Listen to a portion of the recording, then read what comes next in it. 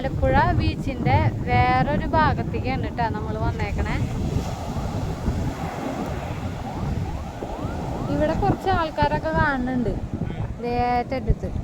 പിന്നെ നമ്മൾ വന്ന പാലാണ് കേട്ടോ, ബ്രിഡ്ജാണത്. അപ്പോൾ അത് കൂടെ വരുമ്പോൾ കാണാൻ പറ്റും നമുക്ക്. പക്ഷെ നമ്മൾ അപ്പുറത്തെ സൈഡിൽ കൂടെ വന്ന കാരണം കൊണ്ട് കടലങ്ങനെ കവർ ചെയ്യാൻ പറ്റിയില്ല. ഇപ്പോൾ കാണാൻ പറ്റും.